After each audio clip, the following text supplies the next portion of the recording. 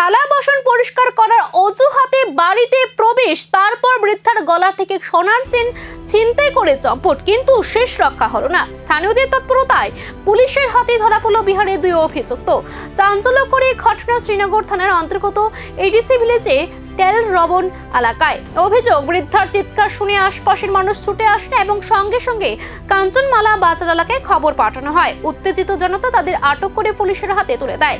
Police আটক করে বিহারের কাটিহার জেলার বাসিন্দা প্রবণ কুমার ও নীতিশ কুমারকে। থানাতে আছেন তো আজকে দুপুরে আমাদের বাড়ি একটা ঘটনা হয়ে গেছিল যে বিহার থেকে যে ছেলেরা আয় না, তো ওই বাসনপত্র পরিষ্কার করার জন্য। তো আমার মা তো বাড়িতে একলা ছিল, তো বাসনপত্র পরিষ্কার করতে গিয়ে মার গলার চেনটা নিয়ে পড়ছে। তবে মা যখন চিনি দিচ্ছে তখন কাঞ্চনা বাজারে জন্য ফোন করা হয়েছে, তখন এখানে আটকানো হয়েছে আর কি।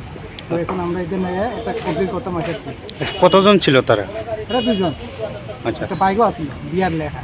আচ্ছা, চেনটা কি পাওয়া গেছে তাদের কাছ থেকে? অনেক থানাতে আসছে। আচ্ছা, কয়টার সময় ছিল ঘটনাটা? ঘটনাটা 12টা থেকে 1টার মধ্যে হয়েছে আজকে। আজকে। আপনারা বাড়ি কোন জায়গাতে? আমরা টেলার বন বহিরিং পাহাড়। আচ্ছা, এখন কি আপনারা কমপ্লেন করবেন বিষয়টা? এখন কমপ্লেন লিখে দিয়েছি। এখন প্রশ্ন উঠছে, রাজ্যে কি নতুন ছিনতাই চক্র সক্রিয় হয়ে উঠছে? বাড়িতে একা থাকা মহিলারা কতটা নিরাপদ? আর এই দুই অভিযুক্তের পেছনে কি রয়েছে আরো বড় কোনো চক্র?